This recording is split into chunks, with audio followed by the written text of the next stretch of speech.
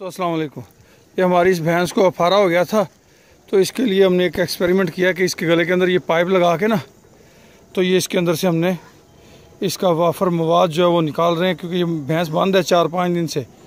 तो ये मेरे जहन में आइडिया है कि अगर इसके मुंह में पाइप डाला जाए तो ये कम से कम 4-5 फुट हमने इसके अंदर जो है ना पेट के अंदर पाइप डाला है। तो ये अब उसके ज़रिए ये जो जानवर है ना ये अपने पेट से निकाल रहा है। तो उम्मीद करता हूँ अल्लाह करेगा इंशाल्लाह जानवर बेहतर हो जाएगा इसके अंदर से। जब इसका अंदर बोझ कम होगा तो ये बेहतर हो जाएगा। देखिए, कोई भी जानवर है आपका रिस्क पे आ जाता है तो आपको चांस लेना चाहिए, आपको हाथ पे हाथ रख के नहीं बैठना चाहिए, आपको उसके लिए कोशिश करनी चाहिए। ये मैंने एक कोशिश की है। ये मेरी भैंस 4-5 दिन से बंद है, रुकी हुई है। मैंने इसे बहुत सारे मसाले भी दिए हैं, मगर अभी कोई प्रॉपर इसकी ठीक नहीं हुई।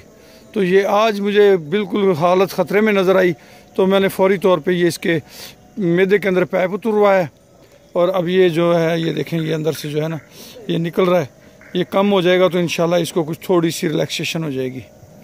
तो आप भी खुदा ना खास्ता किसी बकरी के साथ, किसी भी जानवर के साथ इस तरह का मसला हो तो ये एक्सपेरिमेंट कर लें कि जानवर खुदा ना खास्ता अगर रिस्क पे लग गया है तो हमें ट्राई ज़रूर करनी चाहिए।